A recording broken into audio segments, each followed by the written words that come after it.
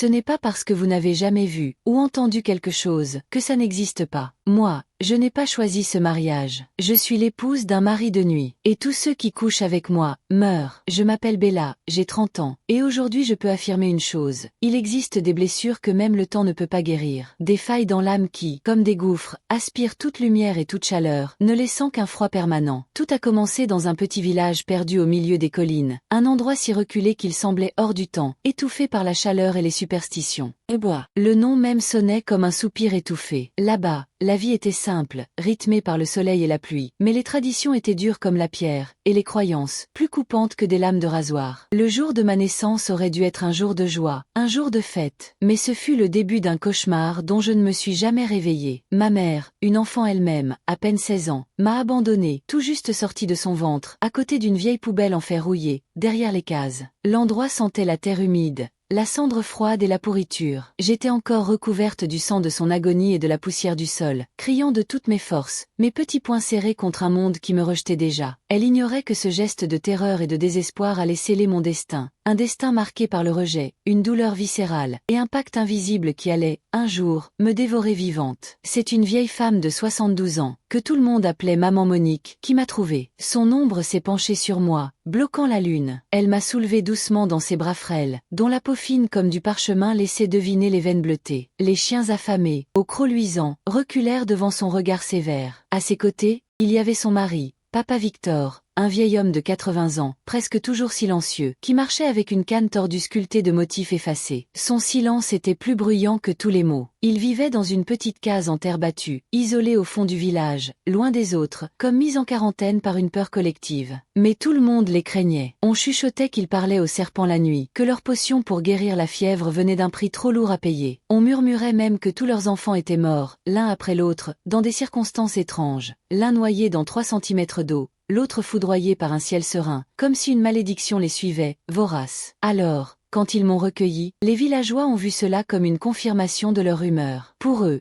j'étais déjà condamnée. Une petite chose maudite ramassée par des âmes damnées. Et pourtant, au début, la vie avec Maman Monique et Papa Victor n'était pas si mauvaise. L'odeur de la bouillie de maïs cuisant sur le foyer, la chaleur de la couverture rapiécée les soirs de vent. Ils n'avaient presque rien, mais ils m'ont donné tout ce qu'ils pouvaient. De la nourriture, des habits usés mais propres, un toit pour dormir. Je voyais bien, dans le léger tremblement de la main de Maman Monique lorsqu'elle me coiffait, dans le regard fuyant de Papa Victor quand je riais, qu'ils essayaient de m'aimer comme leur propre fille. Mais l'amour, sous le poids de la peur, devient une chose fragile, tremblotante. Mais malgré leurs efforts, je n'étais pas heureuse, car tout le village était contre moi. Les enfants me fuyaient comme si j'étais une lèpre. Les adultes détournaient les yeux quand je passais, crachant par terre par superstition. On m'appelait avec une méchanceté qui glaçait le sang, l'enfant de la sorcière, la petite morte vivante. Chaque mot était une flèche empoisonnée qui me transperçait le cœur et y injectait un venin de solitude. Je me souviens encore, de leur rire cruel qui glaçait l'air, de leur chuchotement qui me suivait comme un nuage de mouches, de ses doigts pointés vers moi comme si j'étais un monstre surgi des cauchemars. J'étais seule, isolée, rejetée, un animal blessé dans une cage invisible. Puis arriva le moment d'aller à l'école. Dans mon cœur d'enfant, j'espérais encore. Peut-être que là-bas, entre les murs de la raison, j'aurais une chance. Peut-être que je pourrais montrer que j'étais comme les autres enfants, que je pouvais apprendre, rire, jouer. Mais j'avais tort. Dès le premier jour, j'ai compris que je n'étais pas la bienvenue. Les enseignants me regardaient avec une méfiance palpable, leurs yeux me toisant de la tête aux pieds, comme si j'étais une intruse porteuse de pestilence. Les élèves se moquaient de moi, inventaient des histoires terribles, que je suçais le sang des poulets la nuit, que mon ombre bougeait toute seule. Chaque fois qu'il arrivait un malheur dans la classe, une mauvaise note, une punition, une maladie, c'était toujours moi qu'on accusait, point du doigt par une meute hurlante. Je n'oublierai jamais ce jour. Une fille de ma classe, Adia, s'est effondrée en pleine cour lors de la récréation. Son corps s'est tordu, tremblant de convulsions incontrôlables. Ses yeux roulaient en arrière, ne montrant que du blanc nacré et veineux. Tout le monde s'est rassemblé, paniqué, formant un cercle impuissant. Puis, soudain, comme mu par une seule pensée, tous les regards se sont tournés vers moi. Et j'ai entendu des voix, d'abord hésitantes, puis haineuses, hurler. « C'est elle, c'est ta faute, Sorcière, tu lui as jeté un sort. J'avais seulement 8 ans. 8 ans, et déjà condamnée comme une criminelle, un paria. La peur dans leurs yeux était réelle, et cette peur était une sentence. Ce jour-là, le peu d'innocence qui me restait s'est évaporé. J'ai compris que je n'aurais jamais de répit, que je serais toujours le bouc émissaire de leur peur. Alors, avec le cœur lourd comme une pierre tombale, j'ai abandonné l'école. Je suis restée enfermée dans ma solitude, prisonnière à perpétuité d'une étiquette que je n'avais pas choisie. Un jour, un grand drame est arrivé dans le village, un drame qui allait tout précipiter. Un enfant, le petit Kofi, est mort, d'une façon étrange et inexplicable. La veille encore, il jouait avec ses amis.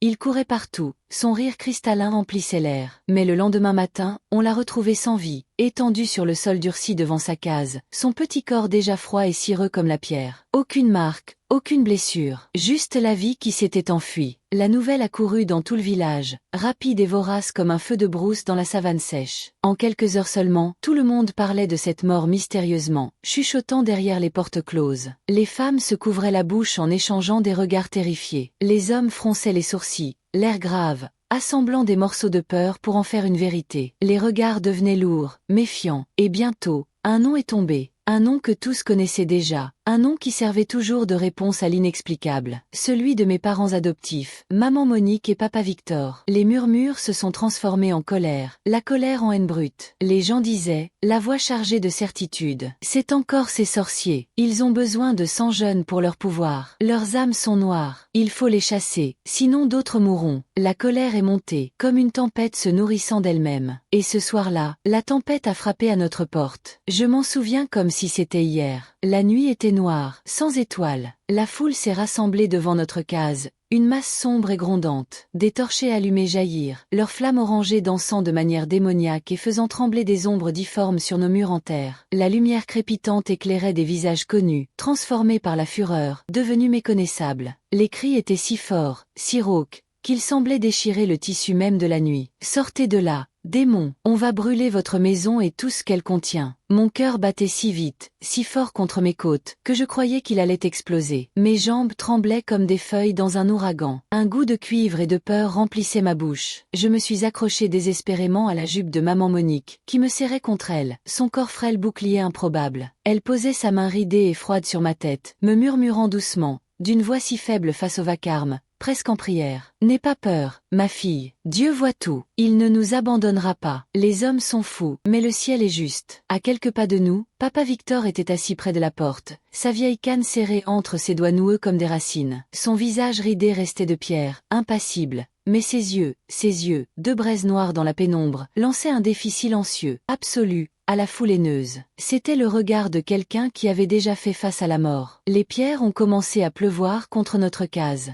Boum, boum, chaque impact faisait trembler les murs de terre, faisant tomber une poussière fine qui dansait dans l'air embrasé. La porte grinçait, menaçant de céder. À travers les fissures du bois, je voyais leurs visages tordus par une haine pure, dénuée de raison. Certains criaient, bavant de rage, d'autres pleuraient, hystériques. Pour eux, nous étions coupables. La preuve était dans leur peur. Je croyais que ma dernière heure était arrivée. Je voyais déjà les flammes lécher les murs, l'embrasement nous engloutir. Je sentais presque l'odeur de ma propre chair brûlée, la chaleur intense du feu qui allait nous dévorer vivants. Et puis, soudain, comme une réponse à la prière de maman Monique, le ciel s'est ouvert. Une goutte lourde et froide, puis 2, 10, et en quelques instants, sans aucun signe avant-coureur, une pluie torrentielle, d'une violence biblique, s'est abattue sur le village. Le tonnerre gronda, un son colossal qui sembla faire vibrer la terre sous nos pieds. Les torchers sifflèrent et se sont éteintes les unes après les autres dans un grésillement désespéré. Des panaches de fumée âcre et mouillée s'élevaient dans la nuit, avalés par l'obscurité et l'eau. Les villageois, surpris, trempés jusqu'aux os, désorganisés, ont reculé. Leurs cris de haine se sont noyés dans le grondement assourdissant du tonnerre et le crépitement furieux de la pluie sur les toits de tôle. Peu à peu, la foule s'est dispersée, en jurant, en promettant de revenir, maudissant le ciel qui prenait notre parti. Mais cette nuit-là,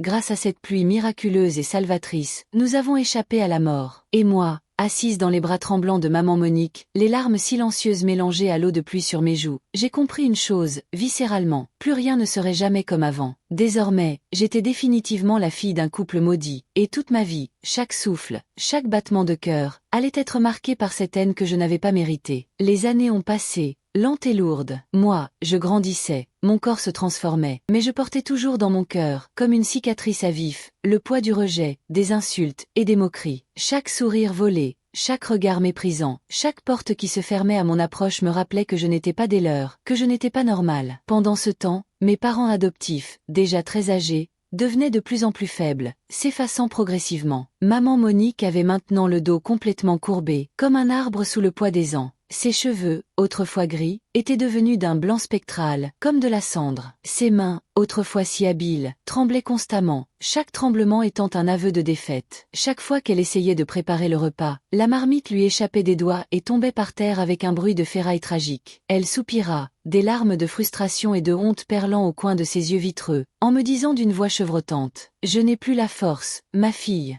Je ne suis plus bonne à rien. » Papa Victor, lui, n'était plus l'homme silencieux mais robuste que j'avais connu. Il ne pouvait presque plus marcher. Sa vieille canne usée, qui avait enclaqué sur le sol, ne produisait plus qu'un bruit sourd, traînant, un grattement misérable qui résonnait dans toute la case comme un métronome de l'effacement. Souvent, il restait assis pendant des heures sur son tabouret, près de la porte, les yeux fixés vers un horizon que lui seul voyait, le regard perdu, vitreux, comme s'il réfléchissait à quelque chose de grave, ou comme s'il voyait venir la mort et lui parlait. Je voyais bien qu'il savait, au fond d'eux, que la fin approchait, inexorable. Leur souffle était court, sifflant, leurs gestes étaient lents, calculés au millimètre pour économiser une énergie qui fuyait. Parfois, ils me regardaient longuement, en silence. Un regard profond, chargé d'un amour triste et d'une anxiété terrible, comme s'ils voulaient graver mon visage dans leur mémoire avant de partir pour toujours, comme s'ils s'excusaient de me laisser seule face au monde. Et puis, un soir, tout a basculé. Nous étions assis tous les trois autour du feu bas, dans l'âtre central. La flamme dansait, faible, éclairant par à coups les murs en terre de notre petite case, faisant naître et mourir des ombres mouvantes. Le silence était lourd, épais, palpable. Même le vent, d'habitude si présent, s'était arrêté dehors, comme retenant son souffle. C'est alors que maman Monique a parlé. Sa voix était douce, mais cassée, tremblante, comme si chaque mot devait être arraché du plus profond de son être. Elle m'a pris la main, ses doigts secs et froids, des brindilles fragiles, se refermèrent autour des miens avec une force surprenante. Elle m'a dit, en me fixant de ses yeux laiteux: « Ma fille, écoute bien, écoute chaque mot. Nous ne serons pas toujours là pour toi. Le jour approche, plus proche que tu ne le penses, où nous allons rejoindre nos ancêtres. Mais avant de partir, nous devons faire quelque chose. Nous devons te protéger. C'est notre dernier devoir. » Ces paroles ont traversé mon cœur comme un couteau glacé. Je sentis un froid mortel me parcourir l'échine. Je n'ai pas compris tout de suite. Protéger de quoi? Protéger comment? Contre qui? C'est alors que papa Victor a levé la tête avec un effort visible. Sa voix, grave, raclée par les années, a brisé le silence, chaque mot tombant comme une pierre sur une tombe. Dans ce village, les gens te haïssent. Leur peur est une arme. Ils t'accuseront de tout leur malheur. Et quand nous serons morts, tu seras seul, sans défense, face à leur méchanceté. Une brebis parmi les loups. Mais il existe des protections, anciennes, des rituels oubliés que nous connaissons. Nous devons t'en donner une, la plus forte, pour que tu survives après nous, pour que tu sois forte là où nous n'avons pas su l'être. À ce moment-là,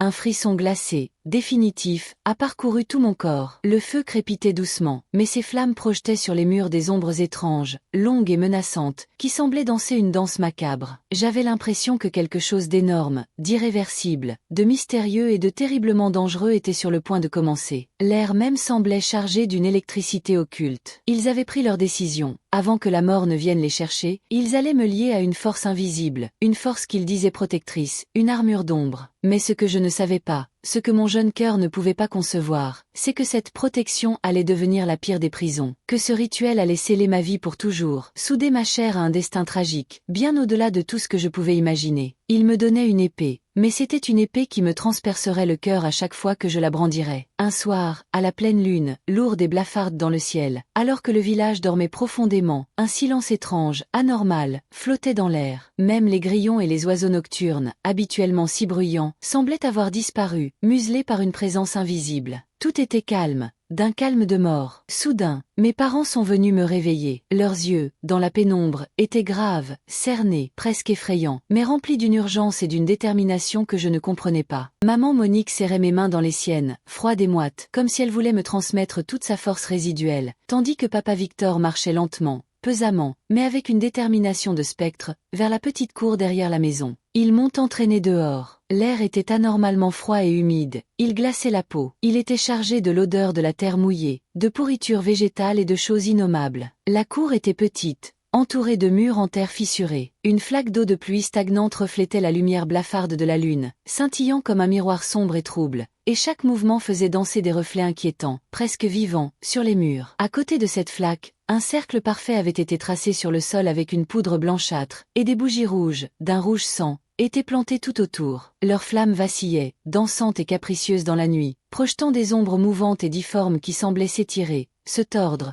prendre une vie propre sur les murs. L'odeur âcre de cire brûlée se mélangeait à celle, fétide, de l'eau stagnante, piquant mes narines et me soulevant le cœur. Le vent soufflait par bourrasques légères, mais il suffisait à faire trembler les flammes, et chaque frisson de l'air semblait murmurer un avertissement, porter des mots inaudibles mais menaçants. Mes parents m'ont placé au centre du cercle. La terre était froide et humide sous mes pieds nus. Mon cœur battait si fort, si sauvagement, que je croyais qu'il allait défoncer ma poitrine. Mes mains tremblaient, mes jambes étaient comme du coton, prête à céder. « Reste tranquille, Bella, ne bouge pas, surtout », murmura maman Monique, mais sa voix tremblait, pleine d'une peur viscérale et d'une tristesse infinie. Je voyais bien, à la lueur des bougies, la terreur dans son regard. Elle redoutait ce qui allait arriver, tout autant que moi, mais elle croyait devoir le faire. Puis, ils ont commencé. Ils se mirent à invoquer, d'une voix chantante et rauque, des mots anciens, gutturaux, une langue morte que je ne comprenais pas, des sons graves et mystérieux qui résonnaient dans la nuit silencieuse comme un écho venu des entrailles de la terre, répété en écho par les murs. Je sentais le froid me glacer jusqu'à la moelle, et ma peur grandissait, se transformant en terreur pure à chaque syllabe incompréhensible. Je ne pouvais plus bouger, paralysé, comme figé sur place par un sort invisible, cloué au sol par la terreur. Soudain, quelque chose a bougé dans l'eau stagnante. Un frisson, une ondulation qui n'avait rien de naturel, un souffle glacial, qui sentait la vase et la tombe ouverte, m'a traversé de part en part, comme si la mort elle-même passait près de moi, me frôlant de son aile putride. L'eau de la flaque s'est agitée violemment, sans raison, comme si une force invisible, puissante, la secouait de l'intérieur. Elle gicla sur les bords. Puis un être en est sorti, non pas de l'eau, mais à travers elle, comme si l'eau était un voile qui l'écarta. Immense, imposant, terrifiant. Il était d'un noir absolu, plus noir que la nuit la plus profonde, un noir qui semblait absorber la lumière des bougies. Il avait une forme vaguement humanoïde, mais indistincte, comme fait de fumée d'ombre et de cauchemar. Ses yeux brillaient d'une lumière étrange, froide, d'un blanc bleuté, profonde et hypnotique. Ce n'étaient pas des yeux, mais des fenêtres ouvertes sur un abîme gelé. Il semblait me voir, me traverser, lire chaque pensée, chaque peur enfouie en moi, chaque désir secret. Il se tenait là, silencieux, imposant, puissant, et je sentais son regard me transpercer, me posséder. Tout autour de moi disparaissait. Je ne voyais plus que lui. Je n'entendais plus les invocations de mes parents. Il emplissait tout mon champ de vision, toute ma conscience. Il parla. Sa voix n'était ni masculine ni féminine. C'était un son grave, caverneux, qui semblait venir de partout à la fois, qui faisait vibrer le sol sous mes pieds et l'air que je respirais. Une vibration qui résonnait dans mes os. Je te protégerai, désormais et pour toujours. Mais en retour, tu m'appartiens. Ton sang est mon sang, ta vie, ma vie. Je ne comprenais pas. La panique m'aveuglait. Mes parents ne m'avaient rien dit sur la contrepartie, sur le prix exorbitant de cette protection. Ils m'avaient vendu. C'est à ce moment précis que mon cauchemar a véritablement commencé. Je sentais, viscéralement, que ma vie basculait dans quelque chose de sombre, de dangereux et d'irréversible. Un pacte faustien scellé dans l'ombre et l'ignorance. Aujourd'hui, je sais enfin que ce prix, cette contrepartie, c'était moi, mon corps, mon âme, que je devais devenir sa femme, son épouse de chair et d'os dans le monde des vivants, et que tout homme qui couchait avec moi, souillait ce qui lui appartenait, provoquait sa jalousie terrifiante, son courroux d'entité possessive. Cet esprit, il les tuait dans la nuit qui suivait, sans avertissement, sans pitié, sans laisser de traces. Il reprenait ce qui était sien. Depuis ce jour, ma vie n'a plus jamais été normale. Chaque sourire, chaque regard d'un homme pouvait déclencher une sentence de mort. Chaque amitié, chaque sentiment naissant était un danger mortel. Et cette peur, cette solitude absolue, m'accompagne encore, chaque nuit, comme une ombre que je ne peux jamais fuir, l'ombre de mon propre mari. 1 an après ce rituel, comme il l'avait prédit, mes parents sont morts, à quelques jours d'intervalle, comme si leur lien les avait emportés ensemble. Paisiblement dans leur sommeil, ont dit certains. La malédiction les avait enfin rattrapés, ont murmuré les autres. Je me suis retrouvée seule, orpheline pour la 2e fois, abandonnée une fois de plus. La douleur était immense, un vide abyssal. Chaque coin de la case vide, chaque objet, me rappelaient leur absence, leur silence, leur voix éteinte, leurs gestes oubliés, leur chaleur perdue. Tout cela n'était plus qu'un souvenir douloureux,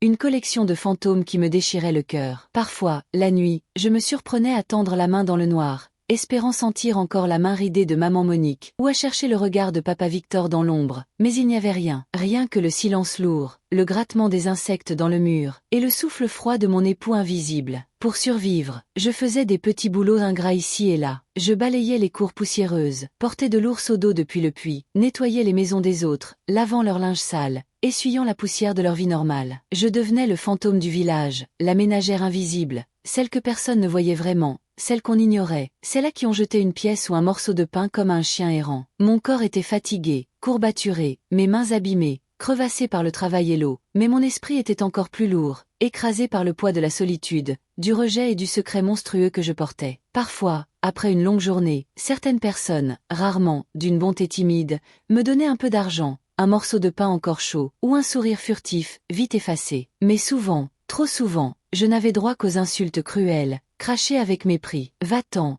orpheline de malheur, dégage, sale enfant de sorcière, porte malheur. Ces mots étaient comme des coups de poignard twistés dans mon cœur, des blessures qui ne guérissaient jamais, qui suppuraient en silence. Je marchais le dos courbé, les épaules lourdes de honte, le regard baissé, fixant la poussière de mes sandales, pour éviter les moqueries et les doigts accusateurs. Mes nuits étaient les pires. Je me retrouvais seule dans la petite case vide, glaciale, écoutant le vent siffler à travers les fissures des murs, un son aigu et plaintif. La pluie qui tombait parfois frappait le toit de tôle rouillé comme des coups de marteau funèbre, me rappelant l'écho de mes propres larmes solitaires. La solitude me pesait comme une pierre tombale sur la poitrine, m'empêchant de respirer. Chaque fois que je fermais les yeux, je revoyais mes parents, leur regard inquiet le soir du rituel, leurs yeux qui savaient, et je me demandais, la peur au ventre, si j'étais vraiment protégée, ou si ce rituel avait simplement scellé mon malheur pour l'éternité, m'offrant en pâture à quelque chose de bien pire que la haine des villageois. C'est dans ces moments, au milieu de la faim tenace, de la peur constante et de l'humiliation quotidienne, que la colère a commencé à grandir en moi. Une colère froide, noire et silencieuse, comme un feu souterrain qui brûlait à l'intérieur, dévorant les restes de ma naïveté. Je me suis promis, les dents serrées, de ne plus jamais laisser personne me marcher dessus, m'utiliser, m'humilier. Mais je ne savais pas encore, alors, que cette colère naissante allait m'entraîner dans des chemins bien plus sombres, bien plus dangereux, et irréversible, que j'allais apprendre à utiliser l'arme qui me liait à mon époux, et que chaque choix fait dans la rage allait me lier un peu plus à ce destin tragique qui m'attendait, faisant de moi non plus une victime, mais un complice. 2 ans après la mort de mes parents, presque malgré moi, j'étais devenue une jeune femme à la beauté frappante, presque irréelle. Mes cheveux noirs, longs et épais, brillaient au soleil comme de l'ébène poli, captant la lumière. Mes yeux, d'un brun profond, reflétaient une intensité étrange, une sagesse triste et une souffrance que je ne comprenais pas toujours, et qui attirait le regard. Ma silhouette s'était affinée, harmonieuse, attirant tous les regards, voulus ou non. Mais derrière cette beauté envoûtante, il y avait un vide immense, une solitude abyssale, une douleur sourde qui ne disparaissait jamais. Même quand les gens me complimentaient, leurs paroles glissaient sur moi sans m'atteindre. Je sentais ce poids dans ma poitrine, cette présence froide et sombre qui me suivait partout, comme une seconde ombre. C'est à ce moment-là que l'esprit, mon protecteur, mon mari, commença à me rendre visite chaque nuit, de manière plus tangible, plus insistante. Ces apparitions étaient à la fois terrifiantes et fascinantes, un mélange de répulsion et d'emprise. La nuit, dans mon sommeil agité, je sentais son souffle glacial sur ma nuque, un vent d'hiver putride qui me traversait jusqu'aux os, me glaçant le sang. Parfois, je sentais ses mains invisibles, froides et pressantes, effleurer mon corps, me faisant frissonner de peur et d'une incompréhension horrifiée. C'était une caresse de possesseur, une marque de propriétaire. Au matin, je me réveillais souvent trempée d'une sueur froide, comme si un froid humide et mystérieux avait traversé mes draps et pénétré mon corps, me rappelant sa présence nocturne, son droit sur moi. Ma beauté, au lieu de m'apporter du bonheur ou de l'affection, devint un fardeau invisible, un appât. Dans le village, je devins rapidement l'ennemi numéro 1 des jeunes filles jalouses. Leur haine était palpable, acide. Elles me lançaient des regards pleins de venin, murmuraient derrière mon dos, inventaient des histoires sordides pour me discréditer, me traitant de fille maudite ou de séduisante sorcière qui ensorcelle les hommes. Parfois, Elle me tendait des pièges subtils, créait des rumeurs infâmes ou tentait de m'humilier publiquement. Quant aux garçons, aux hommes, ils ne cessaient de me désirer, d'être attirés par ce fruit défendu. Ils me faisaient la cour sans relâche, m'offraient des fleurs volées, essayaient de m'embrasser de force ou de m'inviter chez eux avec des promesses vides. Mais chacun de ces gestes, même innocents, devenait un arrêt de mort, car l'esprit qui me protégeait se mettait dans une colère noire, jalouse, contre tout homme qui s'approchait de moi de trop près, qui convoitait sa propriété. Ainsi, ma beauté, qui semblait être un cadeau du destin, était en réalité la clé de ma prison invisible. Chaque sourire que j'offrais par politesse, chaque regard que je posais par inadvertance sur un garçon, pouvait déclencher l'ire meurtrière de l'esprit. Je vivais dans un mélange constant de désir d'être normal et de peur panique, entre l'admiration malsaine que je suscitais et la haine que je provoquais, incapable de confier mon terrible secret à quiconque. La solitude, la peur et la jalousie des autres formaient un tourbillon émotionnel dans lequel je me noyais un peu plus chaque jour. Et chaque nuit glaciale, lorsque l'esprit venait me visiter, me clamer, je sentais son regard invisible sur moi, pesant, et je me demandais de plus en plus si cette protection n'était pas en réalité la pire des malédictions, un destin sombre et irréversible dont je ne pourrais jamais m'échapper. Parmi tous ces garçons, il y en avait un seul, pour qui mon cœur battait vraiment, malgré moi, malgré la peur. Une flamme fragile dans mon obscurité. Il s'appelait Karl. Je me souvenais de lui depuis l'école primaire. Il était le seul, l'unique, à m'avoir traité avec une gentillesse sincère, le seul à avoir partagé son goûter avec moi quand tous les autres enfants m'évitaient ou me lançaient des pierres. Il me défendait, parfois, avec une bravoure puérile. Il avait grandi, devenant un jeune homme grand, droit, avec des épaules larges et un sourire franc, éclatant, qui illuminait mes journées sombres comme un soleil. Son regard, clair et direct, me faisait oublier, un instant, toutes mes peines, tout le poids que je portais. Chaque fois qu'il s'approchait, pour me saluer, me parler de choses banales,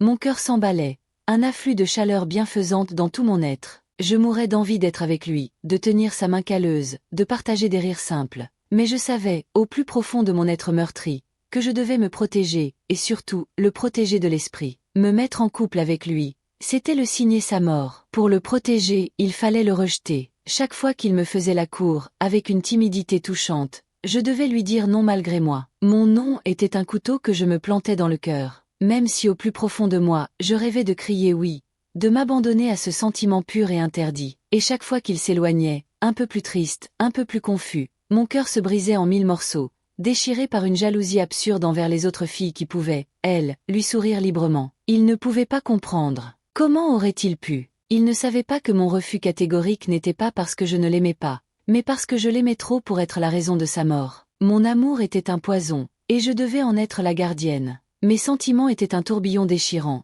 désir brûlant, peur glaciale, amour pur et frustration meurtrière se mêlaient en un chaos constant. Je le regardais parfois de loin, caché dans l'ombre, juste pour voir son sourire, voler un peu de la chaleur de sa présence, et je rêvais éveillé d'un monde parallèle, d'un monde où je pourrais l'aimer librement, sans danger, sans cette épée de Damoclès suspendue au-dessus de sa tête. Mais ce monde n'existait pas. Pour moi, il n'existerait jamais. Chaque jour passé à le croiser était un combat intérieur d'une violence inouïe. Chaque sourire que je lui offrais, furtif, chaque mot doux que je murmurais dans le secret de mon cœur, risquait d'attirer l'attention de l'ombre qui me possédait. Et je savais, avec une certitude viscérale, que si cela arrivait, Karl paierait le prix le plus terrible. Son sourire serait effacé, sa lumière, éteinte. J'étais consacrée, marquée au fer rouge par la malédiction qui me liait à l'esprit depuis mon enfance. Personne ne devait jamais découvrir ce secret terrible, ce poids abyssal qui m'écrasait. Consciente de cela, tout homme qui s'approchait de moi avec un désir trop visible recevait un refus catégorique, froid, sans appel. Je devais être une forteresse de glace. Je disais toujours non,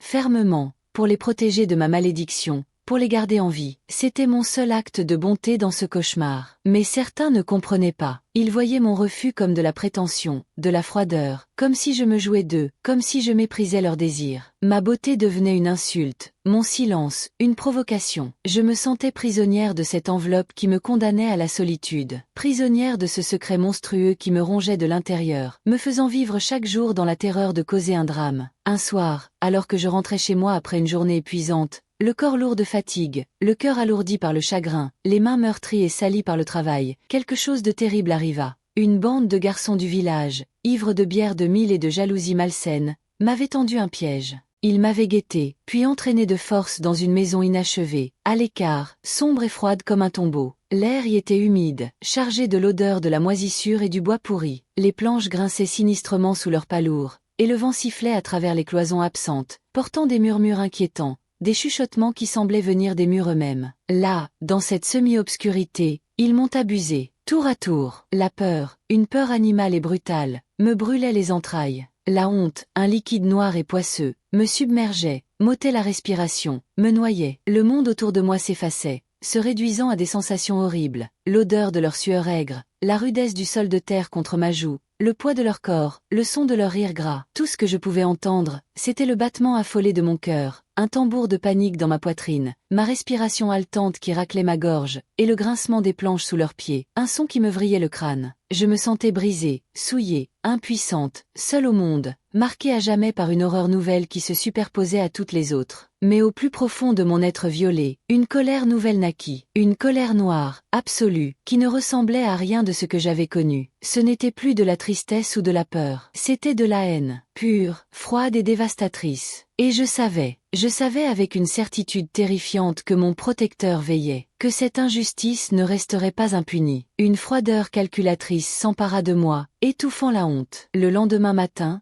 la nouvelle se répandit comme une traînée de poudre, mêlant l'horreur à la superstition. Mes bourreaux, les garçons qui m'avaient agressé, étaient morts, tous, dans la même nuit. Les circonstances étaient étranges, impossibles, glaçantes. L'un retrouvé noyé dans un baquet, un autre tombé du toit de sa propre case, un troisième frappé d'une crise qui lui avait tordu le corps dans d'impossibles contorsions. Aucune logique, aucune explication. Les villageois parlaient à voix basse, se regroupant par petits groupes, les yeux écarquillés par la terreur. C'est une malédiction, une vengeance des esprits. Ils ont dû s'attaquer à une force qu'ils ne pouvaient pas contrôler. Moi, je savais, c'était mon esprit, mon mari de nuit. Il avait agi, non pour me venger, mais pour défendre son bien. Sa propriété avait été souillée, et il avait lavé cet affront dans le sang. Je ne l'avais jamais vu intervenir aussi directement, aussi brutalement, mais je sentais sa présence partout autour de moi, plus forte, plus tangible. L'air même semblait vibrer de sa satisfaction sombre. Le vent glacé qui sifflait dans les ruelles semblait porter son souffle. Les branches des arbres grondaient et frappaient les murs comme des doigts menaçants pointés vers les imprudents. Les ombres semblaient bouger toutes seules, s'allonger démesurément, comme si elles observaient, attendaient, jubilaient en silence. Et ceux qui m'avaient fait du mal ne se réveillaient jamais. Le matin, quand j'ai appris la nouvelle, un mélange étrange et monstrueux d'émotions m'a submergé. Un soulagement terrible, oui,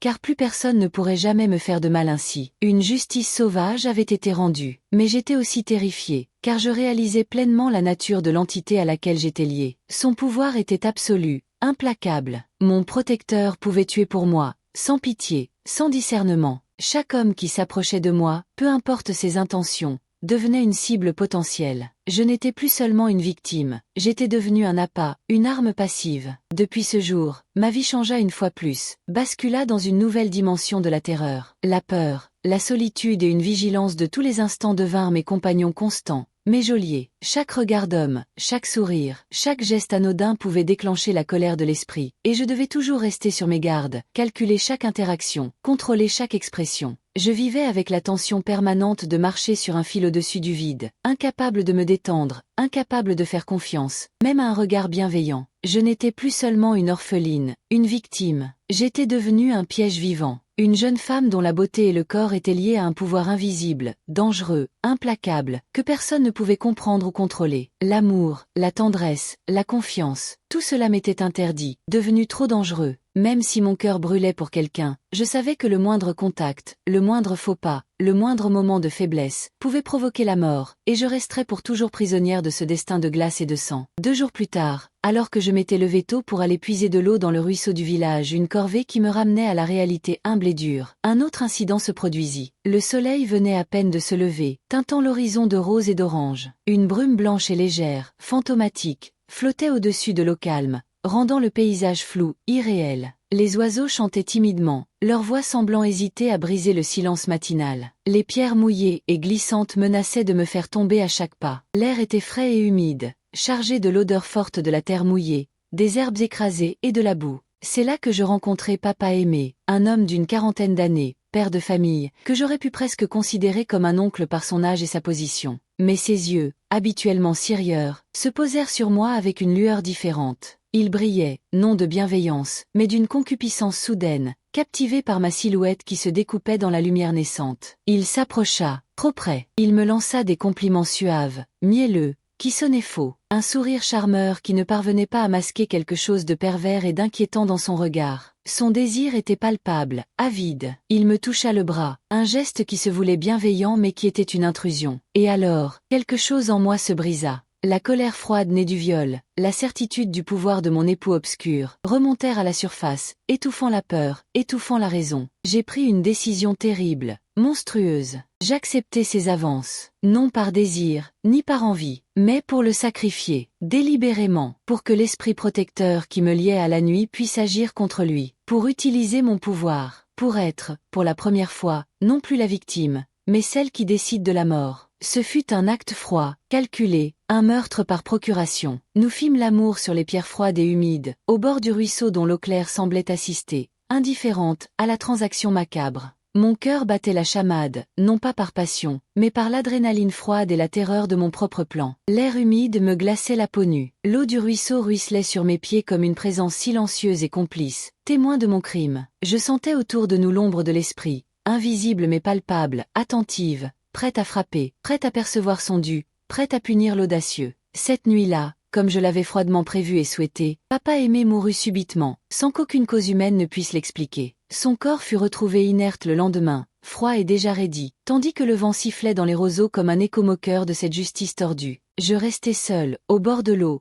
regardant mon reflet trouble. Je ne pleurais pas, j'étais vide, terrifié par la monstruosité de mon acte et par la facilité avec laquelle cela avait fonctionné. Je réalisais à quel point ma malédiction et mon nouveau rôle d'arme consciente étaient irréversibles. Chaque instant que je partageais avec un homme pouvait désormais être un verdict de mort. Mon cœur était devenu aussi froid que les pierres du ruisseau. Je savais que ce sacrifice délibéré était un point de non-retour. J'avais franchi une ligne. Désormais, certains hommes, par leur perversité ou simplement par leur désir, ne méritaient pas de vivre s'ils croisaient ma route. J'en avais décidé ainsi. Depuis ce jour, ma beauté devint une arme que j'appris à manier. Chaque sourire, chaque geste affectueux fin, devenait un piège dangereux pour ceux qui osaient s'approcher de moi avec de mauvaises intentions. J'étais devenu juge, jury et bourreau, lié à un exécuteur des hautes œuvres invisibles. Et je compris une fois pour toutes que je ne pourrais jamais connaître l'amour véritable, car la tragédie et la mort suivraient inévitablement toute proximité humaine, désirée ou non. Une semaine plus tard, je travaillais encore pour survivre, faisant le ménage dans une grande maison du village,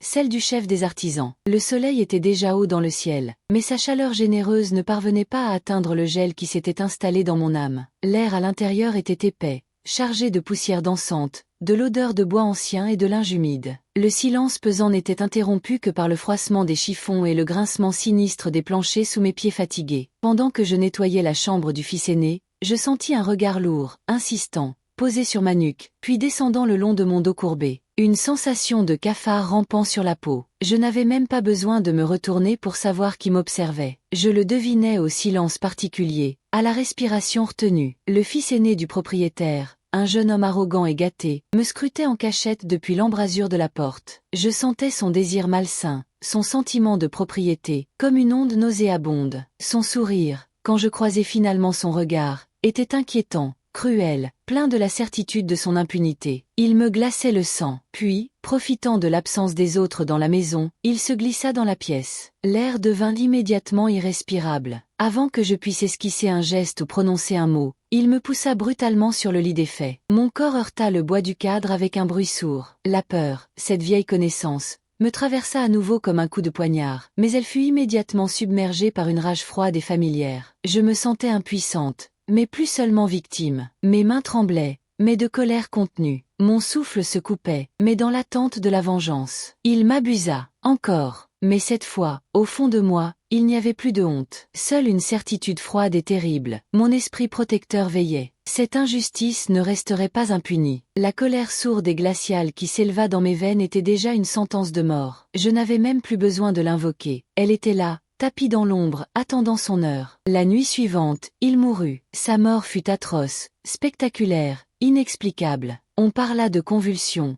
d'écume à la bouche, de yeux révulsés. Son corps fut retrouvé au petit matin, le visage figé dans une horreur absolue. Je restai seule, dans le silence de ma case, assise sur le sol de terre froide. Les larmes ne vinrent pas. Il n'y avait plus de place pour les larmes. Seulement un froid profond, une solitude définitive, et le poids écrasant de la terrible mécanique dont j'étais devenue un rouage actif. Je comprenais, une fois de plus, que la protection qui me liait à l'esprit n'épargnait personne, ne faisait pas de distinction entre le bien et le mal. Elle ne faisait qu'une chose, éliminer toute menace, réelle ou perçue, envers sa propriété. Et j'étais devenue celle qui pouvait diriger cette force, comme un enfant terrible jouant avec un fusil chargé. Depuis ce jour, ma vie fut encore plus solitaire, plus glaciale. Chaque sourire que j'offrais, chaque geste d'affection fin, pouvait provoquer la mort. Ma beauté, autrefois un don peut-être, était devenue une arme silencieuse, redoutable, et je savais que je ne pourrais jamais connaître l'amour, ni offrir ma confiance à quiconque sans que la tragédie ne s'abatte inévitablement. J'étais prisonnière de ma beauté, de ma colère devenue froide et de ma malédiction. Et chaque jour, ce poids m'écrasait un peu plus, me sculptant en monstre. Plus les gens mouraient autour de moi, plus mon esprit protecteur, mon mari, devenait puissant,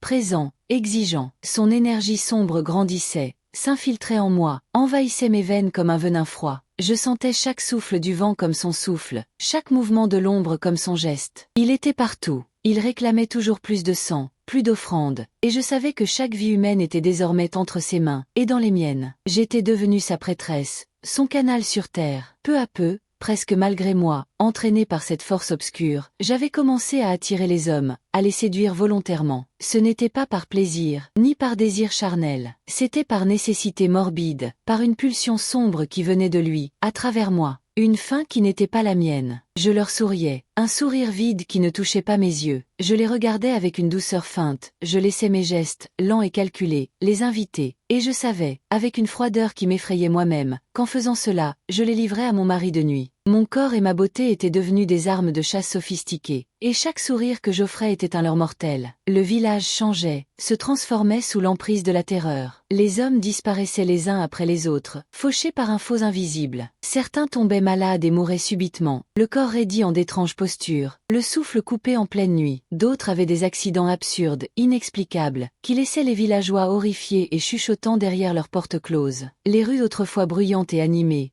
pleines de vie et de disputes, se vidaient peu à peu, remplacées par un silence lourd, oppressant, chargé de peur. Les maisons semblaient vides, mortes. Les enfants étaient gardés à l'intérieur, et l'ombre de la terreur planait sur chaque fenêtre, derrière chaque regard. Les habitants commencèrent à me regarder différemment, non plus avec du mépris, mais avec une suspicion mêlée d'une crainte religieuse. Même les plus courageux détournaient les yeux rapidement, croisant les doigts dans leur dos. Certains murmuraient mon nom comme une incantation maléfique, une malédiction. Petit à petit, les liens se formaient dans leurs esprits superstitieux. Ils comprenaient, sans oser se l'avouer, que ma beauté, ma présence et même mon regard étaient dangereux. Ils essayaient d'éviter ma maison, faisaient des détours pour ne pas me croiser, et certains même me maudissaient silencieusement en me voyant. Chaque rencontre devenait un jeu de regards fuyants, de salutations hâtives, de peurs à peine contenues. Mais pour moi, il n'y avait plus de retour possible. J'étais emportée par un courant trop fort. Chaque geste, chaque sourire, chaque mot prononcé pouvait devenir une sentence. Je ne pouvais plus aimer, plus tendre la main, plus faire confiance. Je voyais mon village, mon univers, se transformer en un lieu déserté et silencieux, où la peur et la mort régnaient en maître, et j'en étais le centre involontaire. Et dans le silence glacé de mes nuits, je sentais toujours l'esprit qui me dominait, me possédait. Son souffle invisible me frôlait la joue, sa présence m'entourait comme une cage dont les barreaux étaient faits d'ombre. Il me rappelait sans cesse que chaque vie que je touchais devenait sa proie, et que je ne pourrais jamais être libre de vivre, d'aimer ou de sourire sans que la tragédie ne suive. Je restais seule, entourée par une puissance démoniaque que je ne contrôlais plus, prisonnière de ma beauté devenue malédiction, et d'une solitude qui ressemblait de plus en plus à une tombe. C'est à ce moment-là, au comble de l'isolement et de la terreur, que j'ai pris une décision désespérée, égoïste et terrible, pour détourner l'attention des villageois, pour calmer les rumeurs qui m'accusaient directement, et peut-être, au fond, pour goûter une dernière fois un semblant de normalité. J'ai décidé de me mettre en couple avec Karl, mon seul amour, mon seul soleil dans l'obscurité totale de ma vie. C'était une idée folle, dangereuse, mais je m'accrochais à cette planche pourrie comme une naufragée. Mais je savais, chaque fibre de mon être le hurlait, que chaque geste, chaque mot, devait être mesuré, calculé, contrôlé. Ma malédiction était toujours là, tapie, affamée, et mon amour pour lui était la plus grande des provocations. Chaque sourire que je lui offrais était teinté d'une amertume infinie. Chaque mot tendre que je prononçais avait un arrière-goût de cendre. Mon cœur brûlait d'un désir pur et intense pour lui, mais une angoisse glaciale, une terreur pure, me paralysait à chaque instant. Je savais que si je couchais avec lui, comme pour tous les hommes avant lui, il allait mourir. Cette pensée était une torture constante, une lame qui me torturait le cœur et l'esprit. Elle me faisait trembler et pleurer en silence, la nuit, quand il était parti. Pourtant, je ne pouvais pas l'éloigner complètement. Il était ma lumière, la seule personne qui faisait encore battre mon cœur autrement que par la peur ou la colère, la seule qui rendait mes journées moins sombres, moins lourdes. Alors, à chaque fois qu'il essayait de s'approcher, de matérialiser son amour, je trouvais des excuses misérables, usées, pour repousser ses avances. Je mentais avec une conviction qui me rendait malade. Je ne me sens pas bien. C'était vrai, mais pas pour les raisons qu'il croyait. C'est cette période. Un mensonge éhonté. Je crois que je tombe malade. Je ne voudrais pas te transmettre ça. La plus grande des ironies. Je mentais parfois avec tant de conviction que je finissais par y croire moi-même, par me sentir effectivement malade, comme si mon corps refusait lui-même l'intimité. Tout cela n'était pas pour moi, mais pour protéger sa vie, pour que sa lumière ne s'éteigne pas dans la nuit de ma malédiction. Karl, lui, était d'une patience d'ange. Il restait toujours compréhensif, doux. Il me regardait avec une tendresse qui me transperçait. Ses yeux reflétaient une bonté infinie qui me faisait mal. Il ne me pressait jamais, respectait mes noms avec une tristesse résignée, et chaque geste de bonté de sa part me blessait autant qu'il me réconfortait. C'était un baume et un poison. Plus il me montrait son amour, son respect, plus mon secret pesait sur mes épaules comme une montagne. Je voyais dans ses yeux la confiance absolue, la patience infinie, et je tombais chaque jour un peu plus amoureuse de lui, tout en sachant, au plus profond de mon âme damnée, que jamais je ne pourrais lui offrir mon corps sans lui offrir la mort en même temps. Chaque instant passé avec lui était un mélange déchirant de bonheur sublime et d'angoisse pure. Je pouvais rire avec lui, sentir la chaleur de ses mains près des miennes, entendre sa voix qui réchauffait mon cœur glacé. Mais derrière chaque sourire, chaque regard échangé, je sentais la peur viscérale que tout cela ne se transforme en cauchemar, en mort. Ma vie était devenue un équilibre insoutenable, une danse macabre sur le fil du danger. Chaque geste tendre, chaque mot doux, chaque caresse mentale devait être calculée avec la précision d'un bombiste désamorçant une bombe. Moi, prisonnière de ma malédiction, je vivais dans un tourbillon constant de désir et de peur, incapable de me libérer, incapable de vivre l'amour normalement, condamnée à regarder le bonheur en face sans jamais pouvoir le toucher. Et chaque nuit, quand l'esprit venait me rappeler sa présence, son droit de propriété, mon cœur se serrait un peu plus, se fêlait un peu plus. Je savais qu'un simple moment d'abandon, de faiblesse, pourrait transformer mon amour en tragédie éternelle, et je me demandais si je ne pourrais jamais aimer sans être l'instrument de la mort. 3 mois après le début de notre relation idyllique en apparence, Karl n'en pouvait plus. La frustration, l'incompréhension, le sentiment de rejet avaient eu raison de sa patience légendaire. Mes excuses, mes refus répétés, mes maladies inventées, tout cela n'était plus crédible. Il commençait à douter, à se sentir humilié, frustré. Son amour se teintait de confusion et de souffrance. « Bella, je ne comprends pas. Pourquoi ? Pourquoi tu ne me laisses pas t'aimer ? Qu'est-ce que j'ai fait ?» Ces mots, pleins de douleur, me transperçaient le cœur comme des lames chauffées à blanc. C'était la seule personne qui m'aimait vraiment, sincèrement, celle qui avait toujours été là, celle qui était ma seule lumière. Et maintenant, à force de le repousser, je le perdais. Il me menaçait de partir, de s'éloigner à jamais, pour sa propre santé mentale. Mais de l'autre côté, mon mari de nuit, l'esprit possessif lié à moi depuis le rituel, réclamait son dû. Depuis que j'étais avec Karl, j'avais arrêté les sacrifices, je n'avais plus attiré personne vers la mort. Sa colère grondait en moi comme un orage contenu, palpable. Je sentais son énergie obscure, oppressante, me presser, m'étouffer, me rappeler que chaque refus de ma part envers lui avait un prix. Il réclamait du sang, une offrande pour apaiser sa jalousie d'entité. Et ce sang, je le savais, serait celui de l'homme que j'aimais si je ne faisais rien pour le détourner. Je me sentais prise dans un étau impossible, déchirée entre 2 abîmes. Si je ne cédais pas à Karl, je le perdais par ma froideur. Si je cédais, je le perdais par la mort. Si je ne satisfaisais pas l'esprit, il pouvait se venger sur Karl quand même, ou sur moi. Chaque respiration était une agonie. Mon cœur était un champ de bataille ravagé où l'amour et l'horreur se livraient une guerre sans merci. Le cœur lourd à en mourir, brisé en 1000 morceaux, j'ai pris ma décision. Une décision désespérée, lâche, et pourtant la seule qui me semblait pouvoir le garder près de moi, ne serait-ce qu'un instant de plus. Un soir, je l'ai invité chez moi. L'air était lourd, chargé de l'odeur des fleurs nocturnes et d'un parfum de fin du monde. Mes mains tremblaient si fort que je pouvais à peine allumer la lampe à huile. Mon esprit était en feu,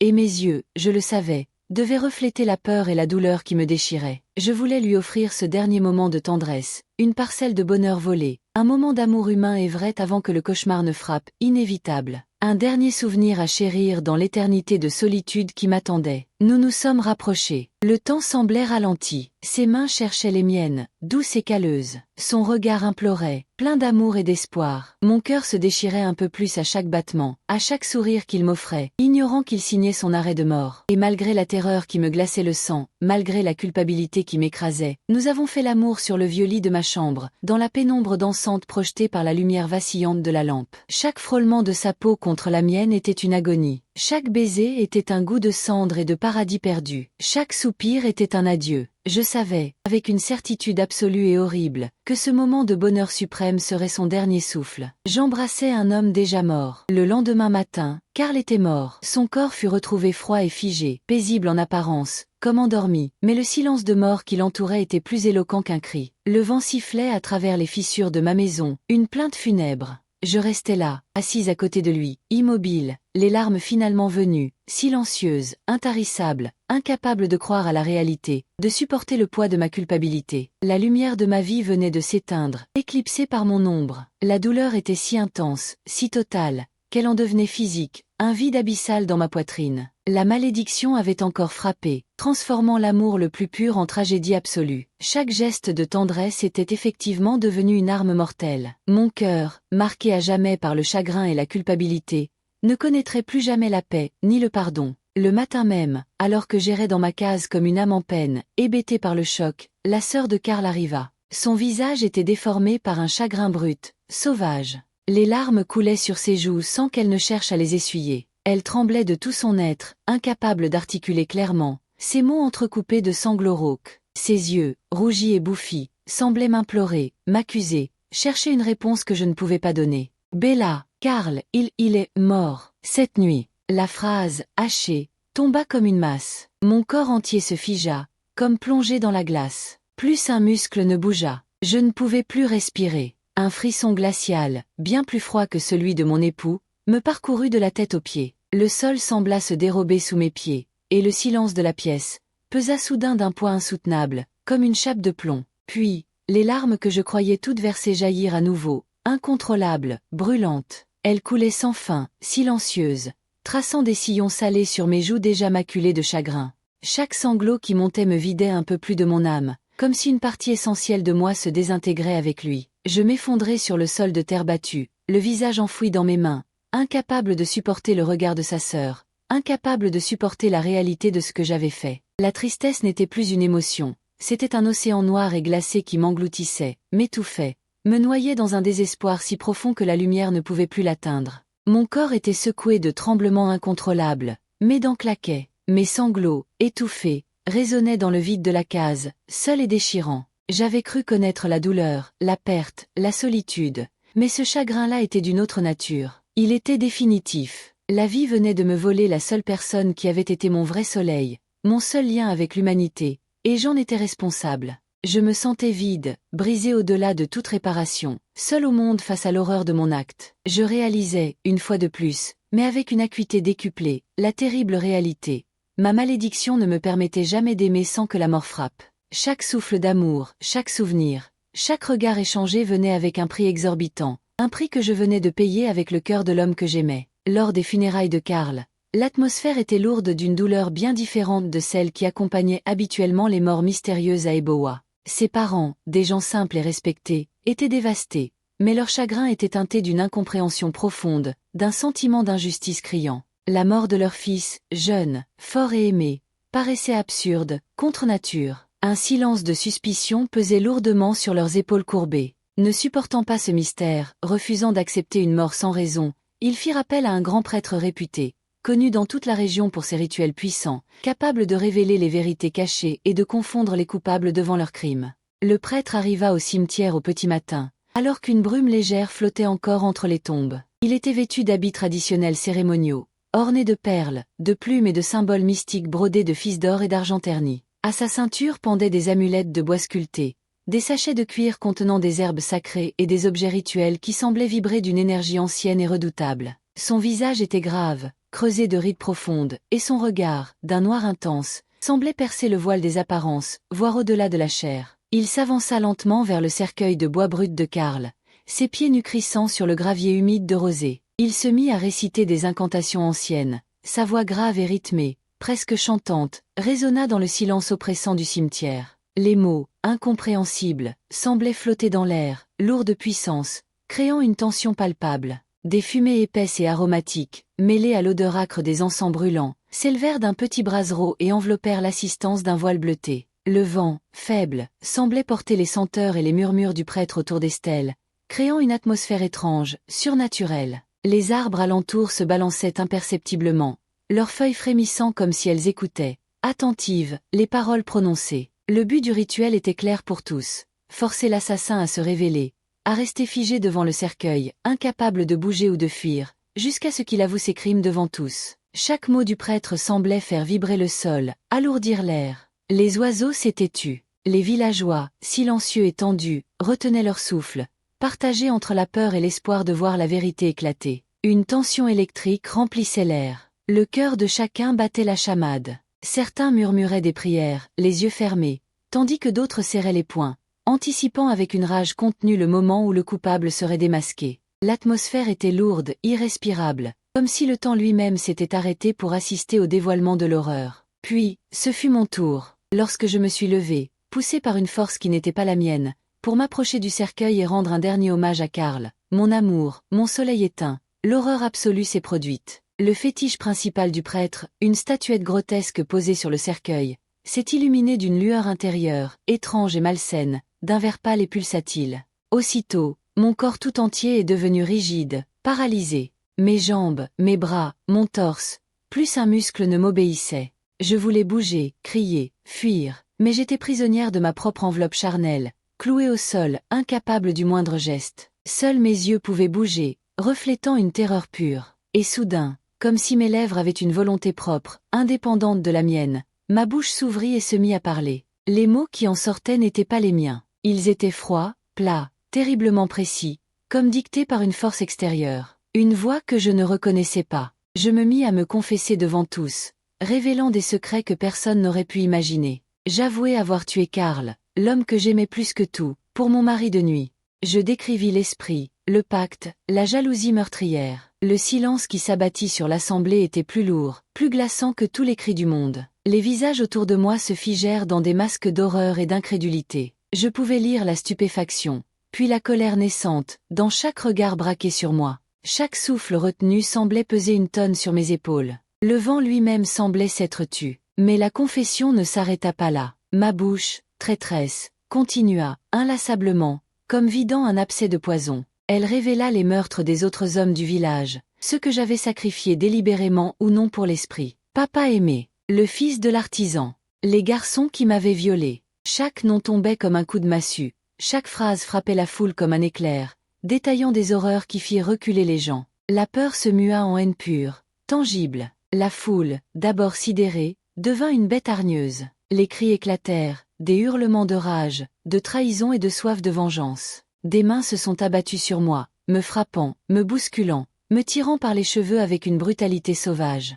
D'autres voix, hystériques, criaient « Il faut la brûler vivante. C'est une sorcière. Elle a tué nos fils. » Je me tenais là, sous les coups, les larmes silencieuses coulant sur mes joues meurtries, entourée d'une haine que j'avais moi-même nourrie, réalisant que ma beauté et ma malédiction étaient devenues des armes qui se retournaient contre moi. Le village entier, d'un seul coup, voulait ma mort. J'étais devenu le monstre à abattre. La terreur, la douleur physique et le désespoir m'envahirent. Pour la première fois, je me vis comme il me voyait, plus une victime, mais un fléau, un être malfaisant condamné à être détruit. Ce jour-là, si ce prêtre n'avait pas été là, je serais morte, lynchée par la foule en délire. Les villageois étaient devenus fous de rage et de peur, certains hurlaient, d'autres pleuraient de frustration, et la violence montait, prête à tout emporter. Le prêtre, impassible face au chaos, leva lentement ses mains, et sa voix, soudain amplifiée, tonna, couvrant le vacarme. « Silence! Taisez-vous et écoutez-moi. La vérité que vous croyez voir n'est qu'un reflet. Je vais vous révéler ce que vous ignorez tous,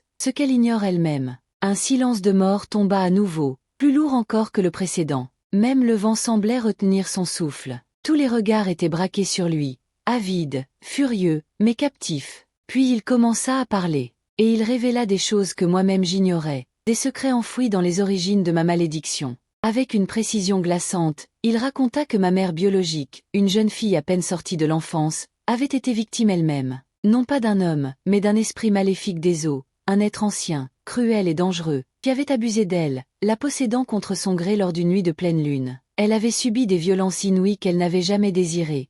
Et moi, j'étais le fruit de ce rapport monstrueux, contre nature. C'était la raison pour laquelle elle m'avait abandonnée à la naissance, hantée par l'horreur, et pourquoi elle était morte peu de temps après, rongée par la honte et la folie. Le prêtre fit une pause, son regard perçant me transperça, semblant lire dans l'âme même que je croyais mienne. Sa voix devint plus sombre, plus grave encore. L'esprit qui prétend te protéger, ton mari de nuit, n'a fait qu'abuser de ta naïveté, de ton désespoir, pour obtenir du sang et accomplir ses rites obscurs. Mais le pire, le vrai cauchemar, c'est que cet esprit, Bella, n'est autre que ton père biologique, celui qui a violé et détruit ta mère. Il a engendré en toi un lien de sang, une porte ouverte sur son influence. Ce pacte que tu as scellé, n'a fait que renforcer ce lien, aggraver le mal qui coulait déjà dans tes veines depuis ta naissance. Il ne te protège pas, il te possède. Il se nourrit de toi et de ceux que tu aimes. Un frisson d'une horreur absolue parcourut tout mon corps. La révélation fut un cataclysme. Mon esprit protecteur, mon bourreau, mon père. Les mots se heurtaient dans ma tête, formant un tableau d'une monstruosité insoutenable. La peur, la colère et une nausée existentielle se mélangèrent en un tourbillon qui déchirait le peu qui me restait de certitude. Le prêtre me fixa droit dans les yeux, et ses paroles tombèrent comme des jugements derniers. À ta naissance, le mal coulait déjà dans ton sang, inoculé par lui, et ce pacte, avec ton mari de nuit, n'a fait qu'aggraver ce mal, sceller ton destin à lui pour l'éternité. Tu n'as jamais eu le choix, Bella, tu as été une marionnette depuis le début. Ces mots furent le coup de grâce. Tout ce que je croyais savoir sur ma vie, sur ma malédiction, sur ma famille, tout s'effondra d'un seul coup, ne laissant qu'un vide horrible et une vérité plus amère que la mort. Mes jambes fléchirent, je tombai à genoux, haletante, tremblant de la tête aux pieds, les larmes inondant mon visage. Mon souffle était court, sifflant, chaque battement de cœur résonnait dans ma tête comme un glas. Puis le prêtre sortit lentement de son sac les outils de la délivrance, amulettes de fer forgé, herbes sacrées aux odeurs piquantes, talismans anciens gravés de runes d'exorcisme, chacun brillant d'une lueur propre, pure et déterminée. Il les disposa autour de moi avec une précision chirurgicale, formant un cercle protecteur et purificateur. Ses mains bougeaient avec une assurance ancestrale, traçant des signes dans l'air tandis qu'il récitait des prières d'une force inouïe, des incantations de bannissement qui semblaient faire trembler l'air lui-même.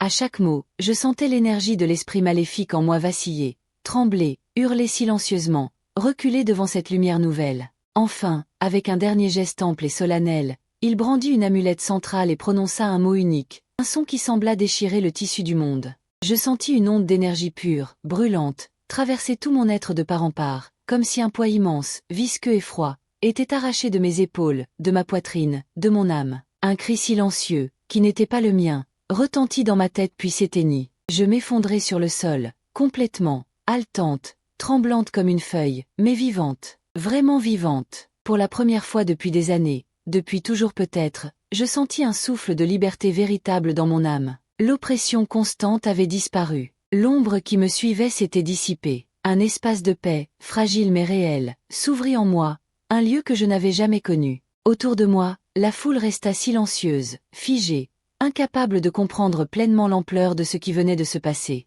Leur haine était toujours là, mais mêlée à de la confusion, de la crainte superstitieuse. Mais moi, je savais, je sentais. Ma vie venait de basculer une dernière fois. Le pire était passé. L'emprise était rompue. Enfin, je pouvais entrevoir la possibilité de reconstruire quelque chose. Mes larmes se mêlaient à un soulagement si profond qu'il en était douloureux, et à un chagrin nouveau, plus pur, pour toutes les vies perdues, pour Karl. Pour la première fois, une lueur d'espoir, faible mais tenace, brilla au milieu des ruines de ma vie. Devenu indésirable dans le village, je fus immédiatement banni des Boa. Les regards qui me suivaient n'étaient plus de la peur superstitieuse, mais de la haine pure et simple. Les murmures étaient des malédictions, les cris, des appels à mon départ. Tout ce que j'avais connu, ma vie entière, mon passé, ma famille d'adoption, tout s'était effondré en un instant. Je partis avec seulement le souvenir de Karl et le poids de toutes ces morts sur la conscience. Aujourd'hui, j'ai trouvé refuge en ville, loin des collines et des ombres des Boa, chez une amie de confiance qui a accepté de m'héberger sans poser de questions. Ici, personne ne connaît mon passé, mon visage n'évoque que celui d'une étrangère. J'ai pu prendre un nouveau départ, essayer de reconstruire ma vie, fragilement, pas à pas. Les rues sont animées, le bruit constant des voitures et des passants couvre le silence de mes pensées, et j'ai appris à sourire à nouveau, parfois, un sourire timide qui ne vient pas encore des yeux. Pourtant, au fond de moi, il reste toujours cette blessure inguérissable, une cicatrice à vif que rien ni personne ne pourra jamais combler. Les souvenirs de toutes ces années, des sacrifices, des morts autour de moi, et de Karl, tout cela continue de hanter mes nuits. Même dans la lumière crue de la ville, dans la chaleur fugace d'une amitié, je sens parfois comme un frisson dans mon dos, un souffle froid qui me rappelle que je ne pourrai jamais totalement m'échapper de mon passé, des ombres qui m'ont façonné. Chaque fois que je ferme les yeux la nuit, j'entends encore les murmures du village, je sens parfois comme l'écho d'une présence disparue, et je sais que cette douleur, cette solitude, restera en moi pour toujours, comme une marque indélébile. Mais malgré tout, je continue d'avancer, fragile, meurtrie, mais vivante, et libre. Je cherche à transformer ma souffrance en une force tranquille, à apprivoiser mes démons, à recommencer ma vie, pas à pas, en portant le poids de mon histoire, non comme une malédiction, mais comme une leçon tragique sur le prix de la liberté et la complexité du mal. Je m'appelle Bella, j'ai 30 ans, et je suis libre. Mais je suis à jamais l'épouse de nuit d'un passé qui ne me lâchera jamais tout à fait. Cette histoire vous a marqué? Laissez un pouce si vous croyez au pouvoir de la lumière contre les ténèbres. Abonnez-vous pour plus de récits surnaturels.